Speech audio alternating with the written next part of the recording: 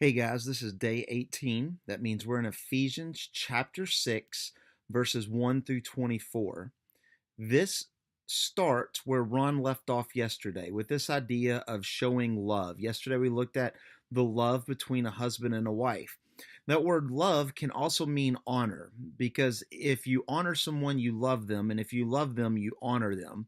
And in chapter 6, we see more of that honor. Even though that honor was there between husbands and wife, we kind of think of more husbands and wives loving each other. But once again, love is honor, and honor is love.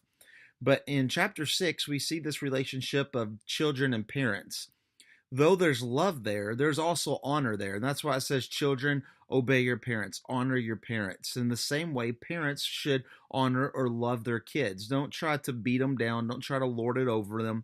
Don't try to um, kind of take control of the situation, whether you're the children or you're the parent.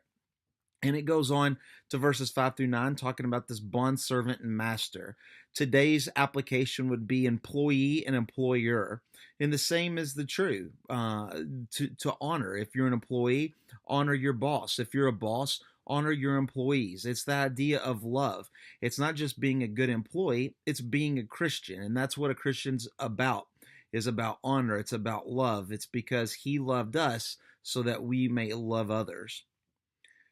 Chapter 6 is mainly known for that section, verses 10 through 20, this idea of the whole armor of God. Probably most of us had some point seen this or read this or heard this in Sunday school. Maybe a teacher brought in boots that you put on and a sword and a shield, or maybe they put it on a flannel graph or a poster board, whatever it is. But it kind of gives this idea of a soldier going to war. And it tells us about the sword and about the helmet, and it gives you all the truths of a Christian.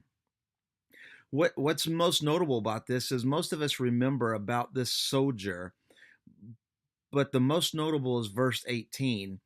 Verse 19, where Paul says, "And also for me, that the words may be given to me in opening my mouth boldly to proclaim the mystery of the gospel."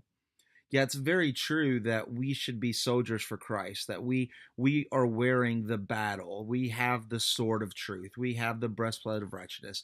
We have the boots. We have all of these things, but the whole point of it is that when we are ready as Christians, we're no good if we will not speak the truth about the gospel. What good is it if we are dressed and ready for battle, and yet all we do is sit in the church pews? Never tell anybody about the good news of Christ.